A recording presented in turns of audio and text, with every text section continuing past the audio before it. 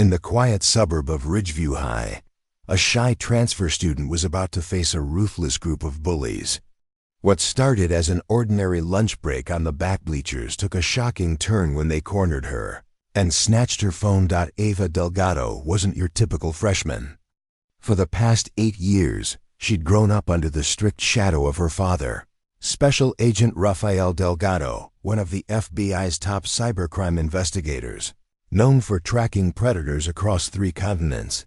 When Ava witnessed the lead, bully laughing while uploading her private messages to a public group chat, she had no idea she was walking into danger or forming a plan that would flip the balance of power. With calm precision, she reacted not with fear, but with a chilling smile and a silent message to her dad's encrypted terminal.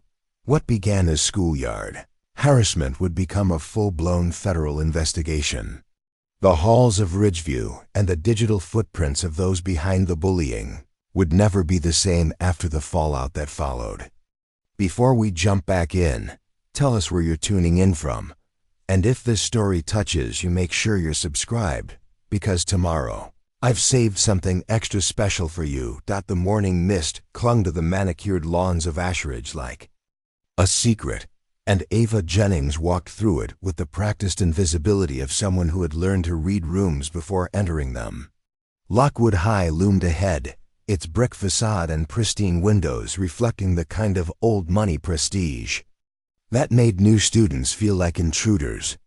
She adjusted the strap of her messenger bag, fingers brushing against the encrypted phone tucked safely in the side pocket, a habit her father had drilled into her over countless moves across countless towns.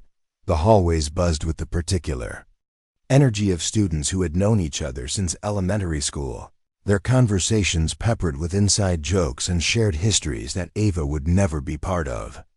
She found her locker, memorized the combination in 3 tries, and made her way to first period English, where Mrs. Henderson greeted her with the kind of theatrical enthusiasm that made every head in the room turn. "Class, we have a new student joining us today.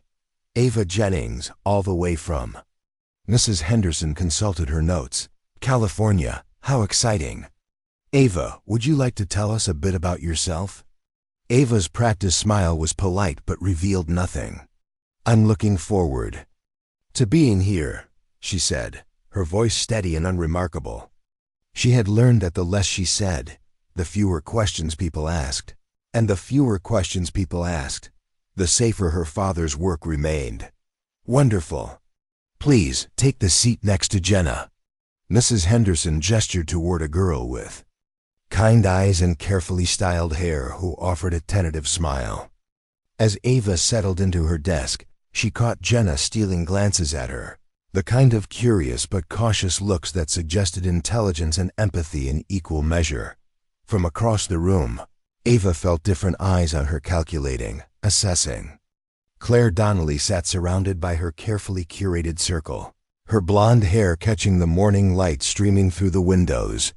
There was something predatory in the way Claire watched her, like a cat that had spotted movement in tall grass. Ava had met girls like Claire before, girls who ruled through charm and cruelty, who saw new students as either threats to be eliminated or toys to be played with. The class discussion turned to identity in literature, and Ava found herself drawn into the conversation despite her intentions to remain invisible. When Mrs. Henderson asked about the masks characters wear, Ava's response was thoughtful and nuanced, demonstrating the kind of analytical thinking that came from years of observing human behavior through the lens of her father's world. "Interesting perspective, Ava," Mrs. Henderson said, and Ava caught Claire's slight frown, the first crack in her composed facade. In that moment, Ava realized she had made her first tactical error. She had been too good, too noticeable. As the bell rang, Ava's phone buzzed with a text from her father. "Remember protocol. Low profile. I'll see you at 1600. She deleted the message immediately. Muscle memory from years of operational security, but not before Jenna caught a glimpse of her practiced efficiency. "You're really organized," Jenna said as they gathered their books. I can barely remember to charge my phone half the time. Habit, Ava replied, slipping the device back into her bag with the kind of deliberate care that suggested it held more than just social media and text messages. The cafeteria at Lockwood High was a masterclass in social architecture, with invisible boundaries as rigid as any government facility Ava had ever visited with her father. She chose a table near the windows, positioning herself with a clear view of exits, another habit that had become second nature. The autumn light cast long shadows across the polished floor, and she found herself thinking of her mother's watercolor landscapes, the way Sophie used to capture light and shadow with such delicate precision. Mind if I sit? Jenna appeared with her lunch tray, not waiting for an answer before settling across from Ava. I wanted to ask, are you settling in, okay? I know how brutal the first week can be. Before Ava could respond, Claire's voice cut through the ambient chatter like a blade. Well, the mysterious new girl. Tell me, Ava, what brought you to our little corner of Virginia? Claire slid into the seat beside Jenna, her smile sharp and predatory. Behind her, Marcus Buzz Nguyen hovered with the eager energy of a sidekick ready to perform. Family relocation, Ava said simply, taking a measured bite of her sandwich. She had learned that the most effective lies were built on fragments of truth. How delightfully vague, Claire said, her laugh like breaking glass. And what does Daddy do that requires such mobility?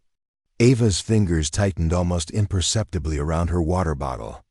Government work, she said, meeting Claire's gaze directly. Nothing very interesting. Buzz leaned forward, his voice dropping to a stage whisper. Government work, huh? Like what, the IRS, DMV? He snickered at his own joke, but Ava caught the way his eyes lingered on her phone, which sat face down on the table beside her tray. You're always on that thing, Buzz continued, gesturing at the device. What's so important that you can't put it down for 5 minutes? Same things that are important to everyone else, Ava replied evenly. Family, friends, school. Each word was carefully chosen, designed to deflect rather than engage. But she could see Claire filing away every micro-expression, every pause, building a profile that made Ava's skin crawl. The conversation was interrupted by the arrival of several other students, and Ava used the distraction to study the group dynamics. Claire held court with effortless authority, but Ava noticed the way Jenna's posture had changed, subtly defensive, as if she were preparing for something unpleasant. In her afternoon debate class, Ava made her second tactical error. The topic was criminal justice reform, and when a classmate made a poorly researched argument about federal law enforcement, Ava couldn't help herself. Her response was precise, informed, and devastating, the kind of argument that came from years of dinner-table conversations with a man who lived and breathed federal policy. Impressive, Mr. Caldwell said, and Ava felt the familiar prickle of unwanted attention. Have you considered joining the debate team, Ava? She deflected politely, but the damage was done. Claire's expression had shifted from curiosity to something harder, more calculating. After class, as students filed out, Ava overheard Claire's voice, low and venomous. Who does she think she is? The next morning, Ava found her locker defaced with a sticky note, FBI Barbie, written in Claire's distinctive handwriting. She peeled it off without expression, but her hands trembled slightly as she worked the combination. The violation was small, petty, but it represented something larger. Her carefully constructed anonymity was crumbling. Ava, Jenna's voice, was soft, apologetic. I wanted to warn you, Claire's. She can be difficult when she feels threatened. Threatened by what? Ava asked, though she already knew the answer. By anyone who might challenge her position. She's been queen of this school since freshman year, and she doesn't like competition. Jenna hesitated, then added, just be careful, okay? She has a way of making people's lives complicated. The gymnasium at Lockwood High smelled of floor wax and adolescent anxiety. a combination that had become as familiar to Ava as any safe. House. Coach Morrison's voice echoed off the walls as she explained the day's volleyball rotation, her words blending with the squeak of sneakers and the rhythmic thump of balls against hardwood. Ava had already cataloged the exits, noted the security cameras, and identified the locker bay where students were required to store their personal belongings. During physical education, her phone felt heavier than usual as she placed it in them. Designated cubby, the encrypted device representing not just her connection to her father, but to a world of classified information that could unravel years of careful investigation. She had asked Michael that morning about getting a civilian phone, something clean and simple for school use, but he had insisted that maintaining cover meant maintaining consistency in all aspects of her identity. The moment you start behaving differently, you create patterns that can be exploited, he had said over their breakfast of black coffee and tactical planning disguised as father-daughter conversation. Your phone stays with you. Your protocols stay intact. Now watching Claire Donnelly stretch with theatrical grace while her eyes tracked every movement in the gymnasium, Ava wondered if her father's advice had been flawed. There was something predatory in the way Claire moved, a calculated elegance that reminded Ava of the foreign operative she had seen in her father's briefing files. Beautiful, dangerous, and utterly focused on their objectives, the volleyball game began with the usual chaos of teenage athletics, but Ava's attention was split between the play and the subtle choreography happening at the edges of the court. Buzz had positioned himself near the equipment storage, his usual comedic energy replaced by something more focused. When Coach Morrison turned to address a rules dispute, Buzz slipped away from the group with the practiced casualness of someone who had done this before. Ava's heart began to race as she watched him approach the locker bay, his movements too purposeful to be coincidental. She started to move toward him, but Claire intercepted her with a perfectly timed collision, sending both girls tumbling to the ground in a tangle of limbs and feigned apologies. "Oh my God, I'm so sorry." Claire's voice was pitched perfectly for maximum attention, drawing Coach Morrison's focus and creating the exact distraction Buzz needed. "Are you okay? I'm such a klutz." Through the chaos of helping hands and concerned voices, Ava saw Buzz palm something from the locker bay, a quick, efficient movement that would have been invisible to anyone not trained to watch for such things. Her phone. He had taken her phone. The rest of the class passed in a blur of forced normalcy, Ava's mind racing through possibilities and countermeasures, while her body went through the motions of athletic participation. When the bell rang, she moved toward the locker bay with deliberate casualness, her heart sinking as she confirmed what she already knew. The cubby was empty. Looking for something? Claire's voice was honey-sweet, but her eyes held a glitter of triumph that made Ava's blood run cold. "My phone," Ava said, her voice steady despite the panic clawing at her chest. "I thought I left it right here." "How strange," Claire mused, her performance flawless. "I haven't seen it, have you, Buzz?" Buzz shook his head with exaggerated innocence, but Ava caught the nervous sweat beating on his forehead. "Nope, maybe he dropped it somewhere." Ava's training kicked in, the lessons in operational security that her father had drilled into her. Since childhood, never show panic. Never reveal the true value of what you've lost. Always have a backup plan. But as she stood there, surrounded by the casual cruelty of teenage predators, she felt the weight of every secret her phone contained, pressing down on her like a physical force. "I'm sure it'll turn up," she said, shouldering her bag with forced nonchalance. "These things usually do." Later that afternoon, in the privacy of Buzz's bedroom, the two conspirators huddled over their prize like pirates examining stolen treasure. The phone was sleek and expensive, its dark screen reflecting their eager faces as Buzz attempted to unlock it with the standard swipe patterns.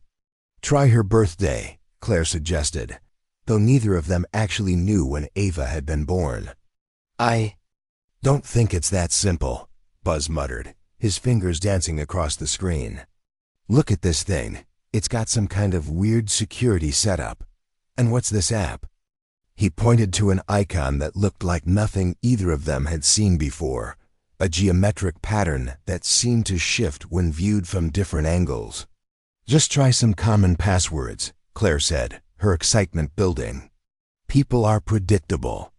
It's probably something stupid like password or 1234. Bose's second attempt to unlock the device triggered something neither of them expected. The screen flashed once, twice, and then displayed a message in stark white text. "Security protocol activated. Location logged. Monitoring initiated." What the hell? Buzz dropped the phone like it had burned him, his face going pale. "Claire, I think we screwed up." But Claire was already reaching for the device, her curiosity overriding her caution. "It's probably just some app trying to scare us. Rich girl probably has some fancy security software." What they didn't know was that 300 miles away, in a secure facility outside Washington, D.C., Special Agent Michael Jennings was in the middle of a briefing on cybercrime patterns when his own phone buzzed with a priority alert.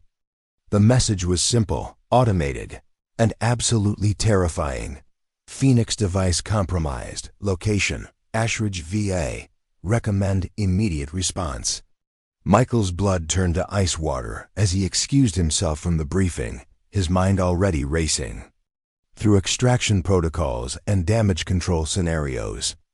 Ava's phone contained fragments of an ongoing investigation into local political corruption, encrypted files that could expose years of undercover work and endanger the lives of multiple agents. His daughter had just become the center of a security breach that could unravel everything he had spent his career building. Back in Ashridge, Ava sat in her bedroom, staring at the burner phone her father had given her for emergencies.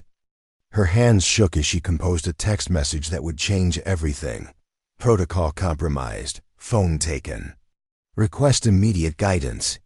The response came back within minutes. "Stay calm. Coming home.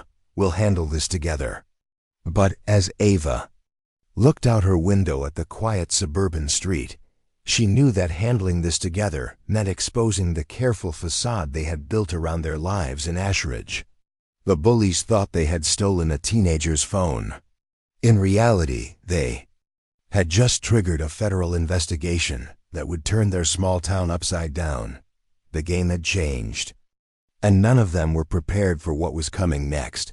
The sound of Michael Jennings's car in the driveway came exactly at 4 o'clock, punctual as always, but Ava could tell from the engine's aggressive idle that her father was operating in crisis mode. She watched from her bedroom window as he emerged from the black sedan, his movements sharp and economical, the kind of controlled urgency she had learned to recognize as his professional persona.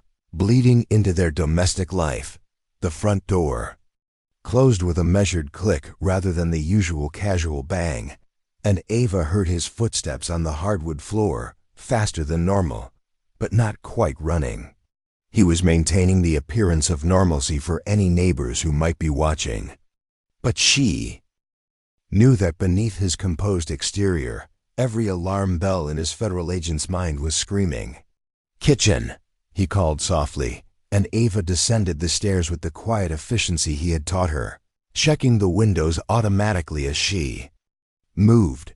Their house in Ashridge was supposed to be their sanctuary, but today it felt more like a command center preparing for siege. Michael stood at the granite counter, his laptop already open, fingers flying across keys as he pulled up security protocols and incident reports. His gray eyes, so much like her own, were shadowed with a combination of professional concern and parental terror that made Ava's stomach clench with guilt. "Tell me exactly what happened," he said without preamble, his voice carrying the kind of controlled authority that had made him legendary in cybercrime divisions across 3 field offices. "Start from the beginning, every detail." Ava perched on the edge of a bar stool, her hands clasped tightly in her lap as she recounted the events of the day. She told him about Claire's calculated interest, about Buzz's nervous energy during gym class, about the perfectly orchestrated distraction that had allowed them to execute their theft. With each detail, she watched her father's expression grow more grim, more focused. "I should have seen it coming," she said finally, her voice barely above a whisper.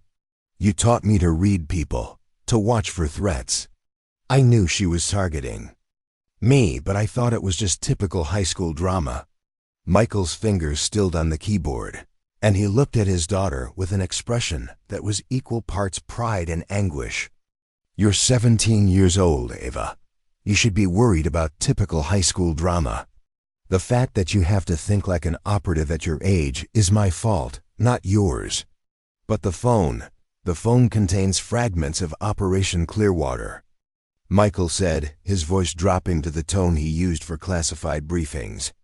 "Encrypted communications, surveillance photos, financial records that could expose a corruption network stretching from the mayor's office to the state legislature. If those kids managed to crack even the basic encryption..." He didn't need to finish the sentence. Ava understood the implications. Years of undercover work would be compromised. Sources would be exposed. People could die. "What's our extraction timeline?"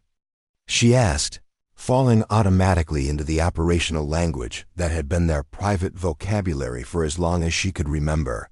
Michael studied her for a long moment, and something shifted in his expression. "That's what I need to discuss with you. Standard protocol would be immediate extraction, new identities, new location, complete severance from this operation. But ... He paused, choosing his words carefully. "You're not a child anymore, Ava. You're almost 18.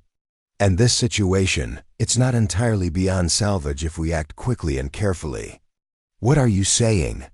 "I'm saying that if you want to try to recover the device yourself, I'll give you 24 hours before I bring in the full resources of the Bureau. But if we do this, if we let you take point on this operation, you need to understand that you'll be working without a net. One mistake, one moment of hesitation, and everything falls apart." Ava felt something electric course through her veins, a combination of terror and exhilaration that she had never experienced before. Her father was offering her the chance to prove herself, to step out of his shadow and become an agent in her own right. But he was also trusting her with the lives and careers of dozens of federal agents. "I can do this," she said, surprised by the strength in her own voice. "I know I can."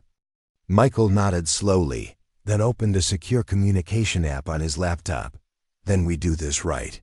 Full operational support, but you're primary on recovery. I'll coordinate with local law enforcement officer Morales, has been our liaison on the Clearwater investigation. He'll be your backup if things go sideways." As her father began making coded phone calls, Ava retreated to her room and opened her own laptop, accessing programs that most teenagers couldn't even pronounce, let alone use. The phone stolen from her wasn't just a communication device. It was a sophisticated piece of federal surveillance equipment, and every attempt to access its contents was being logged and tracked in real time. The data stream showed her exactly what she needed to know. Buzz and Claire were still trying to crack the device, their attempts growing more frustrated and desperate with each failed password attempt.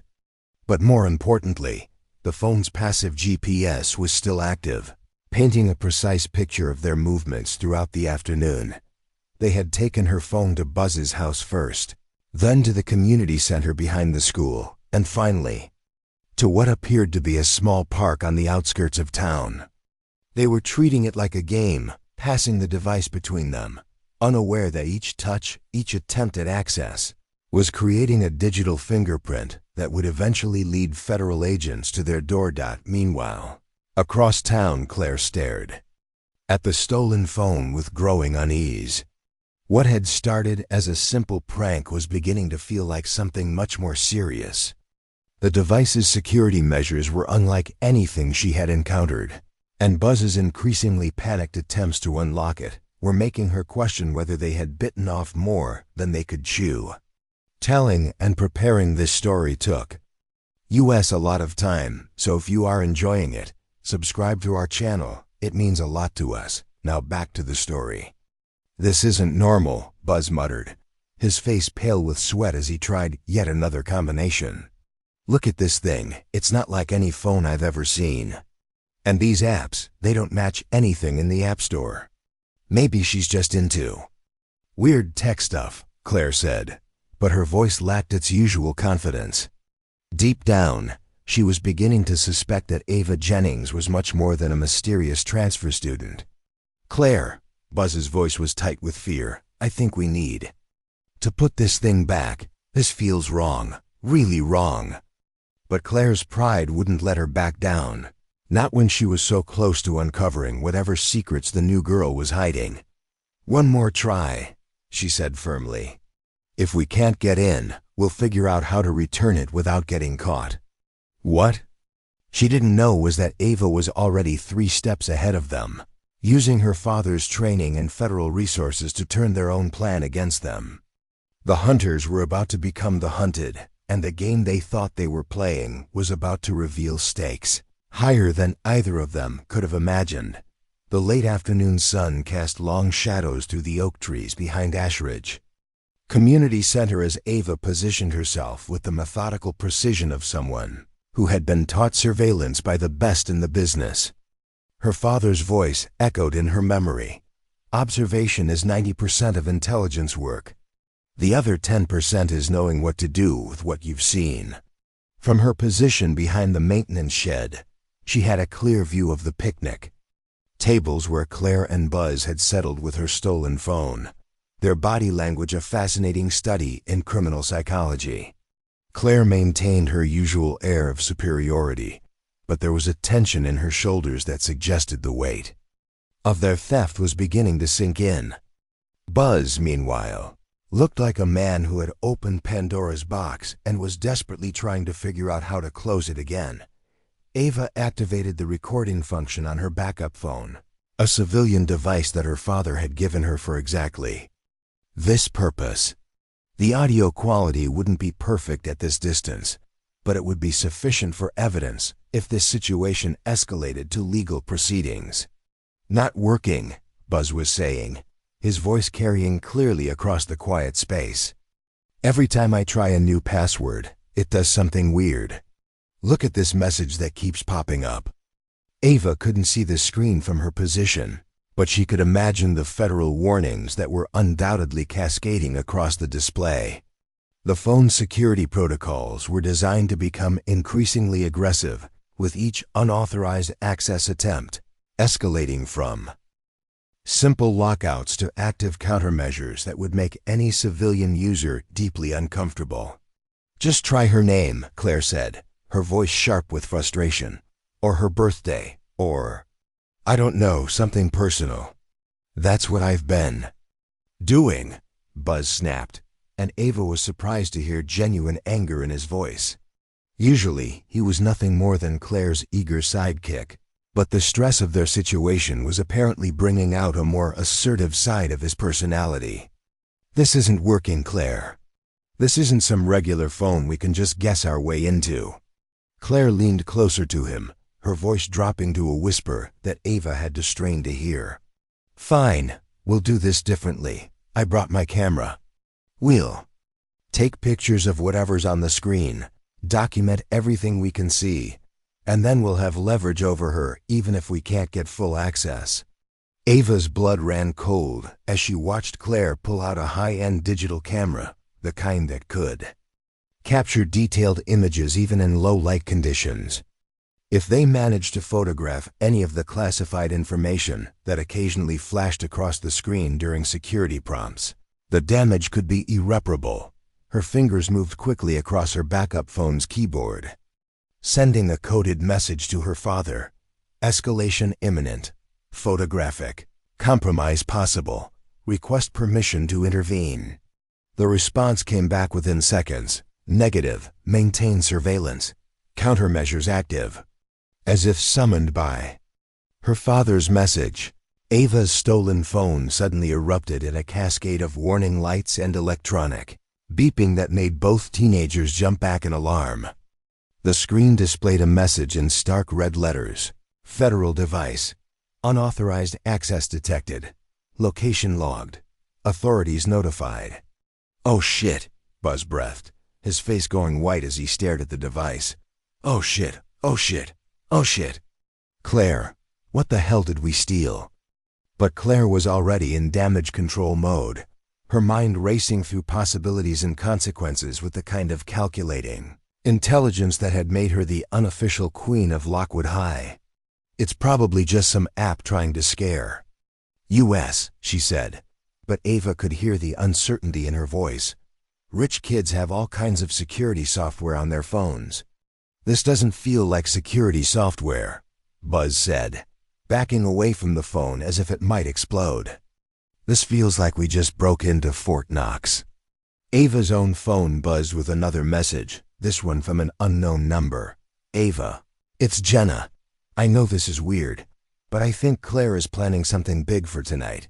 She's been talking about a party at her house, and I heard her telling people to bring cameras. I don't know what she stole from you, but I think she's planning to use IT to humiliate you publicly. We need to talk." The message was followed by a location, a coffee shop downtown, neutral territory where they could meet without being observed by Claire's network of social spies. Ava found herself impressed by Jenna's tactical thinking. The girl was clearly more observant and strategic than her pleasant demeanor suggested. As she watched Claire and Buzz pack up her phone and head toward the parking lot, Ava felt the familiar rush of operational adrenaline that her father had described to her so many times. This was the moment when surveillance transitioned to action, when passive observation became active intervention. She followed them at a careful distance, using the skills her father had taught her during their weekend hiking trips that were actually advanced tradecraft training. Stay far enough back to avoid detection, but close enough to maintain visual contact. Use natural cover and civilian patterns to mask your movement. Always have an exit strategy. The teenagers led her back toward the residential area near the school, their route taking them past the kind of expensive homes that suggested parents with influence and resources.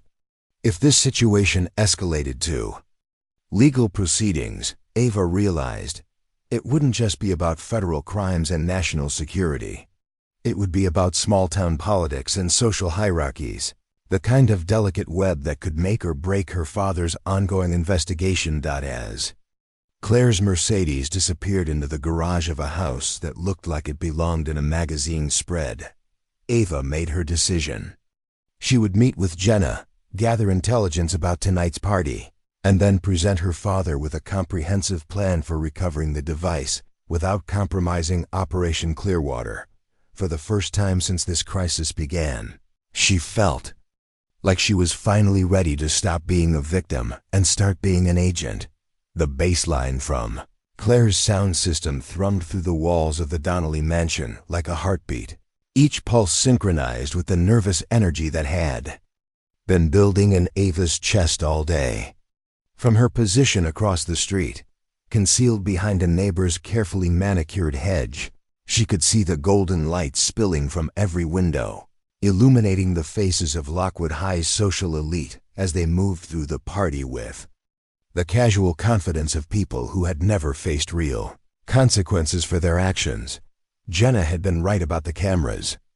Ava counted at least 6 smartphones being held aloft for various social media documentation, their screens glowing like digital fireflies in the gathering dusk. If Claire managed to execute her plan to publicly humiliate Ava by displaying whatever she thought she had found on the stolen phone, the footage would be uploaded to every platform before Ava could even begin damage control. Her backup phone buzzed with a message from Jenna. "I'm inside. Claire has your phone set up to the big TV in the living room. She's waiting for more people to arrive before she starts the show. You have maybe 20 minutes.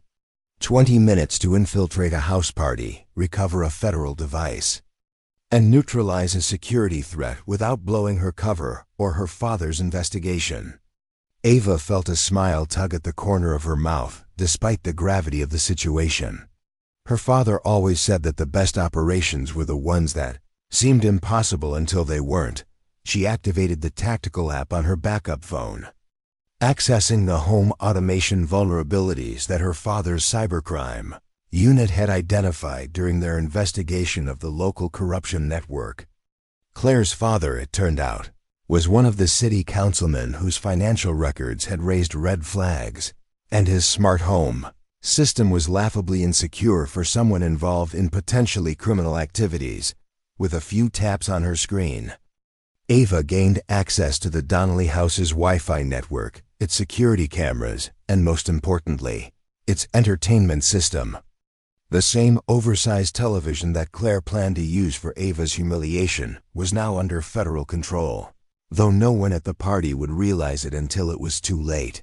Ava circled around to the back of the house, where the kitchen windows glowed with warm light and the sound of teenage laughter mixed with the clink of glass and ice. Jenna had left the back door unlocked, as planned, but Ava hesitated before entering. Once she crossed that threshold, she would be committed to a course of action that could expose her father's operation. If anything went wrong, her phone buzzed with a text from Michael. "Morales and backup units in position. You are cleared hot for recovery operation. Make me proud." Taking a deep breath, Ava slipped through the door and into the organized chaos of a high school party in full swing. The kitchen was crowded with students she recognized from classes, their faces flushed with the kind of reckless excitement that came from parents being out of town and social inhibitions being temporarily suspended. She moved through the crowd with practiced invisibility, just another face in the sea of teenagers, her eyes scanning for threats and opportunities. Claire held court in the living room, positioned next to the massive television screen like a general preparing for battle. Ava's phone was connected to the entertainment system via a wireless display adapter, its screen mirrored on the wall for everyone to see. "Ladies and gentlemen," Claire announced, her voice cutting through the party noise with theatrical authority. "Tonight we're going to learn some interesting things about our mysterious new student. It turns out that little Miss V.I. Barbie has been keeping secrets from all of us." The crowd pressed closer, their phones raised to capture whatever revelation Claire was about to deliver. Ava could see Buzz hovering near the back of the group, his face pale with what looked like genuine regret, but lacking the courage to intervene. Claire raised Ava's phone triumphantly, her finger poised over the screen. "Let's see what kind of pictures our innocent transfer student has been hiding, shall we?"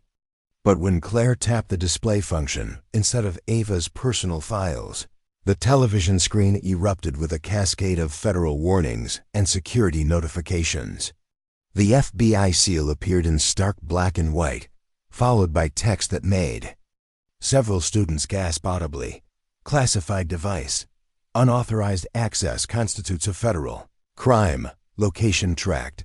Authorities en route." What the hell? Claire stared at the screen in shock, her carefully planned humiliation collapsing into confusion and growing panic. The living room fell silent, except for the sound of smartphones hitting the floor as students suddenly realized they might be documenting their own participation in a federal crime. Someone whispered FBI, and the word spread through the crowd like wildfire, transforming excitement into terror in a matter of seconds. Ava chose that moment to step into the light, moving through the crowd with calm authority as confused teenagers parted before her. She looked directly at Claire, her voice carrying clearly across the sudden silence. "I believe you have something that belongs to me." Claire's face cycled through a range of emotions: surprise, anger, fear, and finally a desperate kind of calculation. "You're just a student," she said, but her voice wavered with uncertainty. "You're nobody special." "You're right," Ava said, extending her hand for the phone. "I'm just a 17-year-old girl who wants her property back. But that device you stole contains information related to an ongoing federal investigation, and every second you hold it makes your situation worse." As if summoned by her words, the sound of sirens began to wail in the distance, growing louder with each passing moment. The party guests looked around in panic, some heading for exits while others stood frozen in place, unsure whether running would make them look guilty. Claire stared at the phone in her hands as if it had transformed into a venomous snake. "This isn't possible," she whispered. "You're just a kid. You're supposed to be just a kid." "We're all just kids," Ava said gently, her voice carrying a note of something that might have been pity. "But some of us carry more responsibility than others. Now please, give me my phone before this gets any worse for everyone involved." The sirens were getting closer, and Ava could see the first flash of blue and red lights reflecting off the windows. In a few minutes, Officer Morales would arrive with backup units, and what had started as a high school prank would officially become a federal incident. Claire looked around at the faces of her friends, some angry, some terrified, all of them, realizing that their queen had led them into something far beyond their understanding. With shaking hands, she held out the phone. "I'm sorry," she whispered as Ava took the device. "I didn't know. I swear I didn't know." Ava nodded, pocketing the phone with relief that felt like a physical weight being lifted from her chest. "I know you didn't. But ignorance doesn't erase consequences. It just makes them harder to understand." The Ashridge Police Department had never seen anything quite like the controlled chaos that followed the recovery of Ava's phone. Officer Caleb Morales, a former Army sergeant whose transition to civilian law enforcement had been marked by an appreciation for order and procedure, found himself coordinating between federal agents, local police, and a collection of terrified teenagers whose biggest previous transgression had been underage drinking at house parties. The station's interview rooms hummed with activity as statements were taken and stories were verified.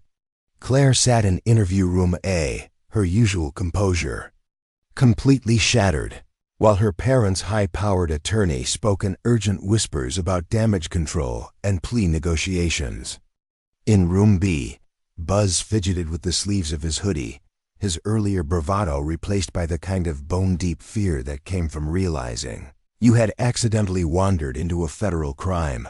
Agent Michael Jennings occupied room C with Ava, their conversation carefully balanced between official debriefing and father-daughter reconciliation. The recovery operation had been successful, but the exposure of federal resources in such a public way would require extensive documentation and justification up the chain of command.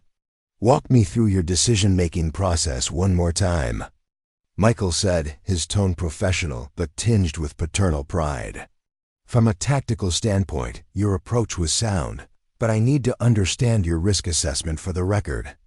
Ava sat straight in her chair, her hands folded in her lap as she recounted the evening's events with the precision of someone who had been trained to give accurate testimony. The photographic compromise threat was immediate and escalating. Waiting for official bureau intervention would have given the subjects additional time to document classified information, potentially exposing Operation Clearwater beyond any possibility of containment. And your decision to use the home automation vulnerability? Calculated risk. The Donnelly family's connection to the corruption investigation provided legal justification for electronic surveillance, and the method allowed for device recovery without physical confrontation or civilian casualties. Michael nodded, making notes on his tablet. In truth, he was impressed by his daughter's operational thinking, but as a federal agent, he had to evaluate her actions through the lens of proper procedure and legal precedent. Ava's freelance approach to law enforcement could set dangerous precedents if not properly documented and controlled. A knock on the door interrupted their conversation, and Officer Morales entered with the kind of expression that suggested developments in the other interview rooms. "Agent Jennings, we've got statements from both subjects. The new kid is cooperating, fully seems genuinely remorseful and willing to testify if necessary. The Donnelly situation is more complicated." "How complicated?" Michael asked, though he suspected he already knew the answer. "Her father is Councilman Richard Donnelly, and he's making noise about federal overreach and targeting of his family. The attorney is pushing back on the federal charges, claiming this is just a high school prank that got blown out of proportion. Ava felt a flash of anger at the casual dismissal of what had been a serious security breach, but she kept her expression neutral. This was exactly the kind of political maneuvering that made her father's job so difficult. Powerful people using their influence to minimize consequences when their children crossed lines they didn't understand.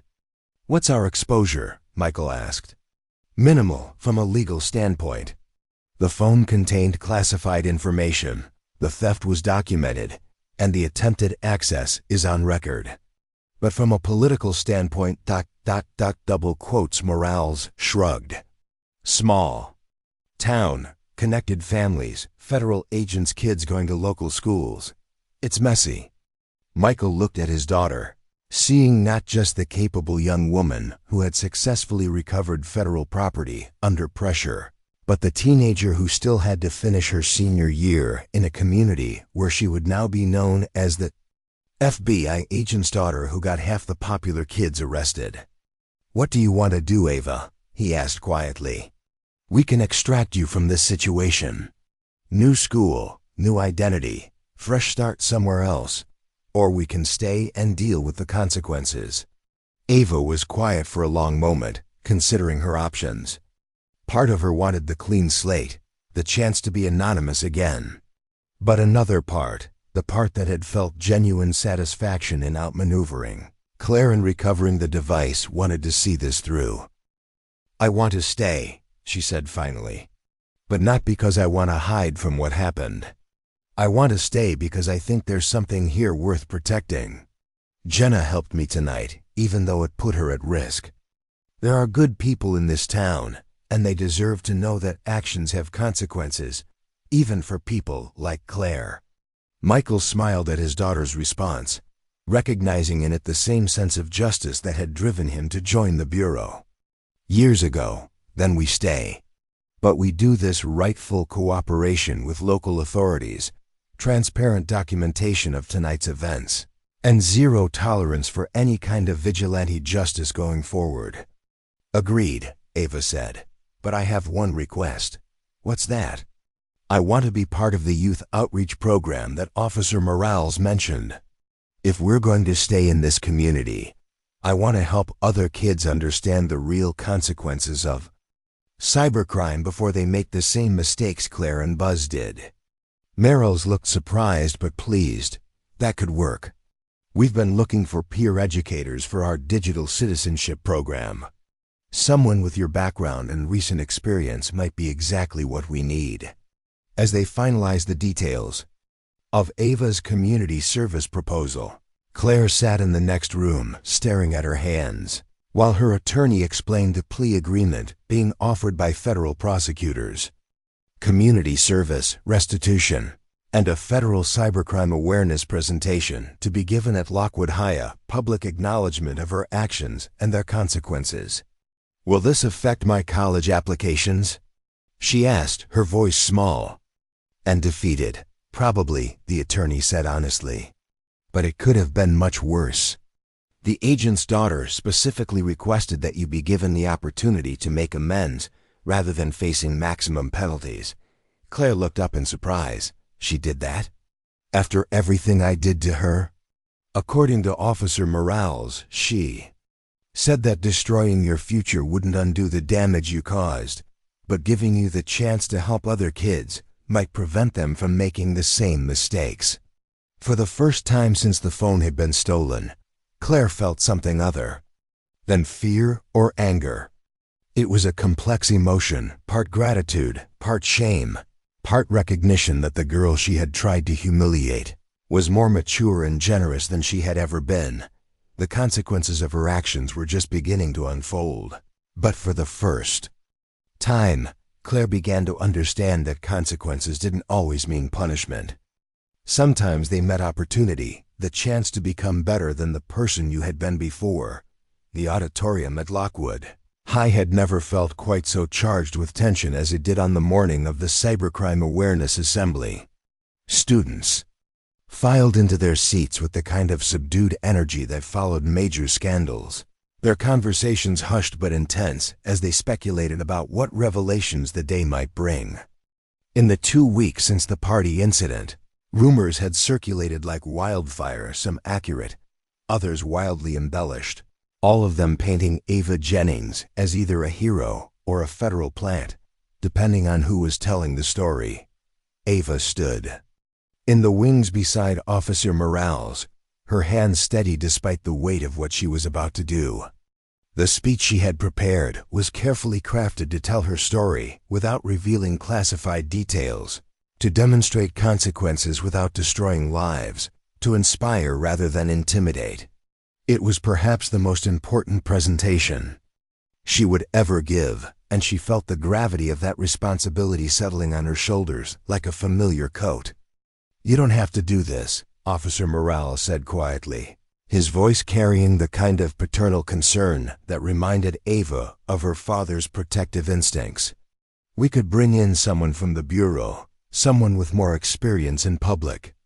Speaking, "No," Ava replied, her voice calm but determined. "This needs to come from someone they can relate to, someone who understands what it feels like to be a teenager making decisions that seem harmless until they're not. Besides," she added with a small smile, "I've been training for this my whole life, even if I didn't know it." Principal Martinez took the podium with the kind of grave authority reserved for moments when education transcended academics and entered the realm of real-world consequences. Students, faculty were gathered today to discuss an incident that occurred recently involving members of our school community.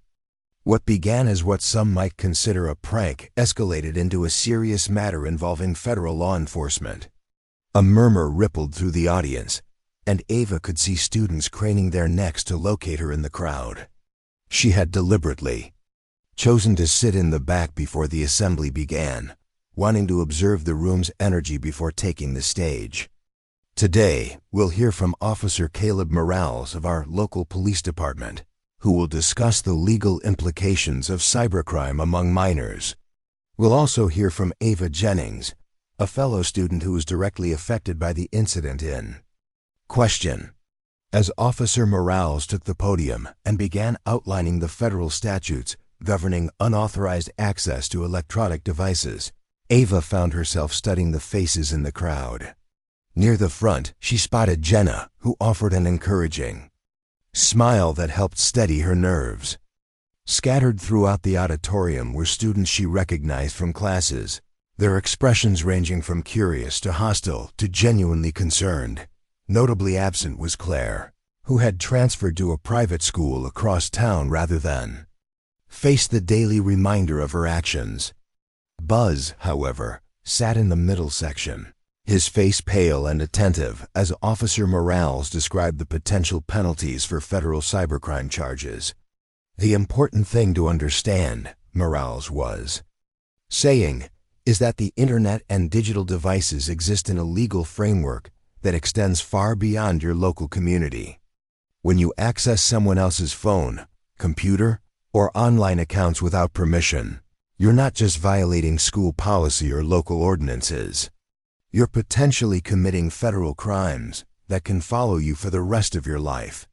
When Ava's name was called, she rose from her seat in the back and walked to the front of the auditorium with the kind of controlled confidence her father had taught her. The room fell silent as she approached the podium, and she could feel hundreds of eyes tracking her movement, evaluating her, trying to reconcile the quiet girl from their classes with the federal agent's daughter who had outmaneuvered their social queen. "2 weeks ago," she began, her voice carrying clearly through the auditorium's sound system, "someone stole my phone." To them, it probably seemed like a harmless prank, a way to embarrass the new girl and establish social dominance. But what they didn't know was that my phone contained information related to an ongoing federal investigation, and their theft triggered a security response that could have compromised years of law enforcement work. She paused, letting the weight of her words settle over the audience.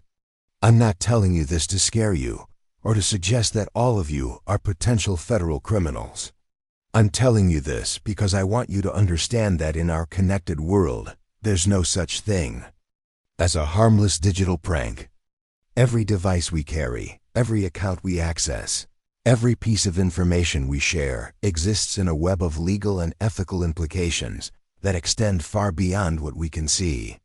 A hand shot up in the middle section, a junior named Tyler who had always struck Ava as thoughtful and genuinely curious. How were we supposed to know your phone was different? I mean, you look like any other student. Ava smiled at the question, recognizing the opportunity to address one of her key points. That's exactly the problem with making assumptions about people based on appearances. You didn't know my phone was different, just like you probably don't know which of your classmates might be dealing with family problems, financial struggles, or personal challenges that aren't visible on the surface.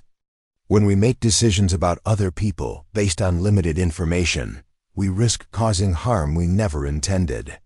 Another student, a senior named Maria, raised her hand. But what if someone's phone really does have embarrassing stuff on it? Like normal embarrassing stuff, not federal secrets. Isn't that just part of high school drama? That's a fair question, Ava replied. And it gets to the heart of something important.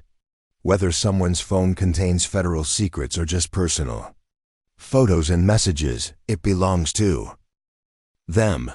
When we take something that doesn't belong to us, when we access private information without permission, we're not just violating property rights, we're violating trust, dignity, and basic human respect. She looked out over the audience, making eye contact with as many students as possible. I know some of you are thinking that I'm lecturing you, that I'm just the federal agent's daughter trying to scare you into compliance. But the truth is, I'm just a 17-year-old girl who learned a hard lesson about the consequences of other people's choices. And I'm here because I believe all of you are capable of making better choices than the ones that led to this situation. In the middle section, Buzz shifted uncomfortably in his seat, but when Ava looked in his direction, he met her gaze and nodded slightly, a gesture of acknowledgement and perhaps respect. The person who took my phone isn't here today, Ava continued. And I'm not going to use this platform to attack someone who's already facing consequences for their actions. But I will say this, she made a choice based on assumptions about who I was and what my life looked like. She saw a quiet new girl and decided that made me an easy target. What she discovered was that quiet doesn't mean weak, and new doesn't mean naive.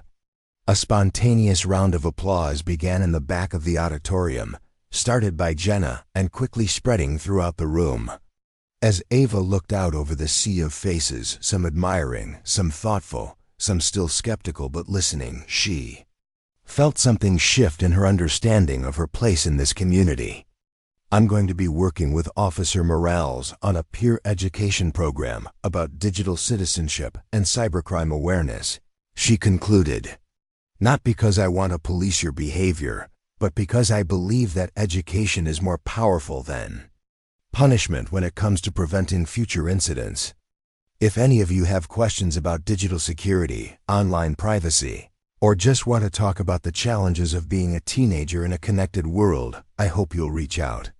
As she stepped away from the podium, the applause was sustained and genuine, and Ava felt the same rush of accomplishment she had experienced during the phone recovery operation. She had taken a platform that could have been used for revenge or intimidation and transformed it into an opportunity for education and growth. The letter arrived on a Thursday afternoon, slipped under Ava's locker door with the kind of secretive delivery that suggested its author was either embarrassed by its contents or afraid of being seen. Ava recognized Claire's distinctive handwriting, immediately the same elegant script that had appeared on the FBI Barbie note weeks earlier, but now carrying an entirely different energy. She waited until she was home, settled in her bedroom, with afternoon light streaming through the windows before opening the envelope. Her mother's jewelry box sat on the dresser nearby, its silver surface catching the light and reminding Ava of the conversations she used to have with Sophie about forgiveness, understanding, and the complexity of human motivation. Dear Ava, the letter began, and Ava was struck by how different Claire's tone was from the commanding voice she had wielded in the halls of Lockwood High. I know you probably don't want to hear from me, and I understand if you throw this away without reading it. But I needed to write this, even if you never respond, because there are things I need to say that I couldn't say in front of lawyers and police, officers and federal agents. I've been thinking a lot about the assembly you gave, about the things you said about assumptions and choices and consequences. You were right about all of it, but especially about how I saw you as an easy target because you were quiet and new. The truth is, I was threatened by you from the moment you walked into Mrs. Henderson's class, and not just because you were smart or because you carried yourself differently than other students. I was threatened because you seemed so self-contained, so comfortable with who you were, even though you were completely alone in a new place. I've never felt that way about myself, not even when I was surrounded by friends and popularity and all the things that were supposed to make me feel secure. So when I saw you sitting by yourself at lunch, not looking lonely, but looking complete, I guess it made me angry in a way I didn't understand. Ava set the letter down for a moment, feeling an unexpected pang of sympathy for the girl who had made her life miserable for those first few weeks at Lockwood. She had never considered that her self-reliance might be perceived as a threat rather than simply a survival mechanism developed through years of constant relocation. The night of the party, when your phone started showing all those federal warnings, I realized that I had built my entire identity around being the person who knew everyone's secrets, who could control the social dynamics of our school through information and intimidation.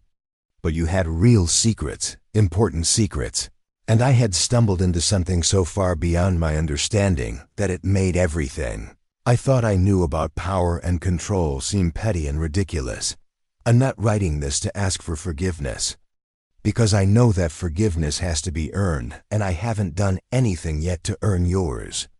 I'm writing this because I want you to know that what happened taught me something about the difference between being feared and being respected. You handled the whole situation with more dignity and grace than I have ever shown anyone, even when you had every right to destroy my life the way I tried to destroy yours. My parents are divorcing. I don't know if you knew about my father's legal troubles, but the federal investigation that your phone was connected to has exposed some things about his business dealings that my family is still trying to understand. In a weird way, what started as me trying to humiliate you ended up revealing the truth about my own family secrets. I'm not telling you this to make you feel sorry for me, but to explain why I've been thinking so much about the masks people wear and the assumptions we make about each other's lives. You said that quiet doesn't mean weak, and you were right. But I'm learning that loud doesn't mean strong either, and confident doesn't mean secure. I'm transferring to St. Margaret's Academy next semester. Not because my parents are making me, but because I need to figure out who I am when I'm not defined by my position in the Lockwood High social hierarchy. I want to learn how to be the kind of person who earns respect through character rather than fear. And I don't think I can do that in a place where everyone knows me as the girl who tried to humiliate a federal agent's daughter. Thank you for not destroying my life when you had the power to do so. Thank you for using your assembly speech to educate rather than attack. And thank you for showing me what real strength looks like. I hope someday I'll be worthy of calling you a friend, but I understand if that day never comes. Sincerely, Claire. Ava read the letter twice, then carried it with her to the small garden behind their house, where her mother's memorial stone sat among the roses Sophie had planted in their previous home and carefully transplanted to each new location. It had become Ava's private space for difficult conversations, the place where she could talk through complex emotions with the memory of the woman who had taught her about empathy and grace. She's not asking for forgiveness, Ava said aloud, her voice barely audible above the evening breeze. She's asking for understanding, and I think I think maybe understanding is something I can give her. That evening, she sat at her desk and wrote her own letter, choosing her words with the same care she had used for the assembly speech. It wasn't forgiveness. Forgiveness would require time and demonstrated change. But it was acknowledgement, recognition that people could grow beyond their worst moments if they were willing to do the work. Claire, thank you for your letter. It took courage to write those words, and I respect your honesty about your motivations and your mistakes. You're right that I can't forgive you yet, but not because I'm holding on to anger. I can't forgive you because forgiveness isn't something you can give to someone who hasn't forgiven themselves. When you figure out how to forgive yourself for the person you used to be, when you've done the work to become the person you want to be, then we can talk about forgiveness. What I can give you is understanding. I understand what it feels like to be threatened by someone else's confidence. I understand what it's like to build an identity around control and then discover that real strength comes from letting go of that control. And I understand what it's like to discover that your family isn't who you thought they were. I hope St. Margaret's gives you the space you need to figure out who you are when nobody's watching. I hope you find the kind of friends who value authenticity over popularity. And I hope you remember that becoming a better person isn't about erasing your past. It's about using your past to help other people avoid making the same mistakes. If you want to stay in touch, if you want someone to talk to who understands what it's like to carry secrets and live with consequences, you know how to reach me. But only if you're reaching out because you want to continue growing, not because you want absolution. Good luck with your fresh start. Ava. 6 months later, Ava Jennings walked through the halls of Lockwood High with the kind of purposeful confidence that came not from dominance or fear, but from knowing exactly who she was and what she stood for. The whispers that had followed her in those first weeks after the assembly had evolved into something more substantial: respect earned through consistent action, trust built through reliable character, and influence wielded through education rather than intimidation. The peer cybersecurity program she had developed with officer morales had expanded beyond their original vision, growing into a comprehensive digital citizenship curriculum that was being piloted in 3 other districts across Virginia. Ava found herself speaking at conferences, consulting with federal agencies on youth outreach initiatives, and mentoring students whose own encounters with cybercrime had left them feeling vulnerable and isolated. The key, she was telling a group of underclassmen gathered in the computer lab for their weekly digital safety workshop, is understanding that online actions have offline consequences. When you share someone's private information, when you access accounts without permission, when you participate in cyberbullying campaigns, you're not just affecting pixels on a screen. You're affecting real people with real feelings and real lives. A freshman named Emma raised her hand tentatively. But what if someone shares your private stuff first? Like, what if they post embarrassing photos of you? Isn't it fair to get them back? Ava smiled at the question, recognizing the same impulse toward retaliation that had driven so many of the situations they discussed in these sessions. That's exactly the moment when you have the most power to choose who you want to be. You can respond with more of the same, embarrassing them back, escalating the conflict, turning your pain into someone else's pain. Or you can respond by being better than they were, by showing the kind of character that makes other people want to follow your example rather than fear your retaliation. But doesn't that just let them win? Emma persisted, her voice carrying the frustration of someone who had clearly dealt with online harassment herself. No, Ava said firmly. It lets you win. Because when you respond to cruelty with dignity, to attacks with education, to hate with understanding, you take control of the narrative. You stop being a victim and start being a leader. As the workshop concluded and students filed out to their next classes, Ava noticed Emma lingering behind, clearly wanting to say something but unsure how to begin. You okay? Ava asked, settling into the chair beside her. Someone at my old school posted photos from my middle school dance, Emma said quietly. Really awkward ones where I looked terrible. They got shared all over social media, and everyone was making memes about them. That's why my family moved here, so I could start over. Ava felt the familiar pang of recognition that came with hearing her own story reflected in someone else's experience. I'm sorry that happened to you. And I'm glad you felt safe enough to tell me about it. How do you do it?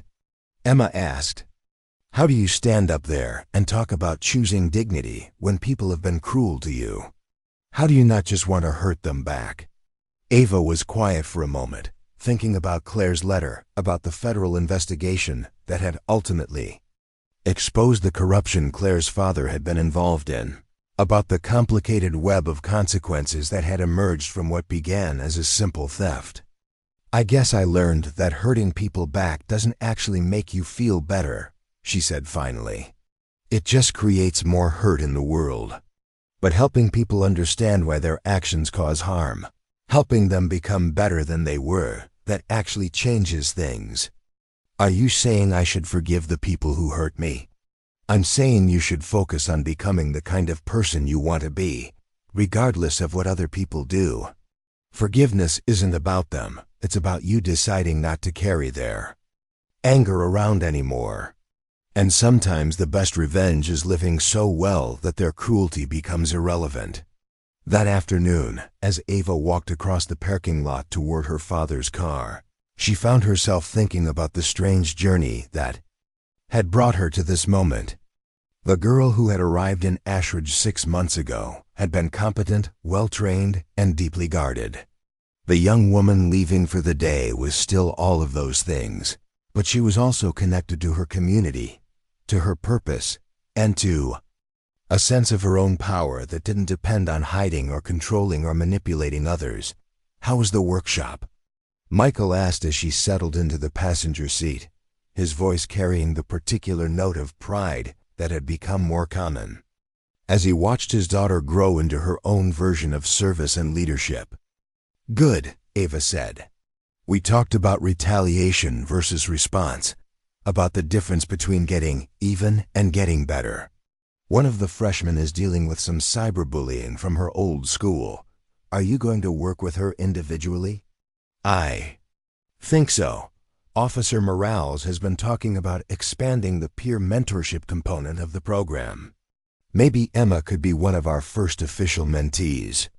As they drove through the familiar streets of Ashridge, past the community center where she had conducted surveillance, past the police station where she had given her first official statement, past the coffee shop where she and Jenna had planned their intervention strategy, Ava felt a deep sense of completion that had nothing to do with endings and everything to do with understanding her place in the world. Her phone buzzed with a text from Jenna. Movie night Friday? I found this documentary about white hat hackers that I thought you might appreciate. Ava smiled as she typed back, absolutely. But I get to pick the snacks this time. Another message followed, this one from an unknown number. Hi Ava, this is Claire. I wanted you to know that I started a digital citizenship program at St. Margaret's based on some of the ideas from your assembly. If you ever want to collaborate between schools, I'd love to talk. No pressure, just wanted you to know that the work you're doing is making a difference. Ava stared at the message for a long moment, thinking about growth and change and the possibility of redemption. Then she wrote back, I'd like that. Let's set up a call next week. As they pulled into their driveway, Michael glanced over at his daughter and smiled. You know, when we moved here, I was worried about exposing you to the risks of staying in one place long enough for people to really know you. But watching you these past few months, I think maybe the real risk would have been keeping you hidden.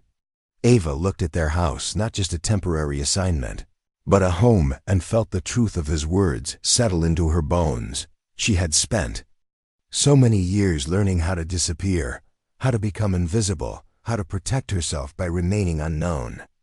But the real protection, she had discovered, came from being so authentically courageously herself that no one could use her identity against her. The girl who had walked into Lockwood High 6 months ago had been afraid of being seen. The young woman who walked through her front door that evening was ready to be remembered, not as the FBI agent's daughter, not as the victim of a prank gone wrong, but as someone who had chosen to transform her pain into purpose and her secrets into strength. In the end, that was the most powerful protocol of all. Up next, we have 2 more incredible stories that are waiting for you. Just click the image you want to watch, and it will take you there. If you enjoyed this video, make sure to subscribe. It would mean a lot.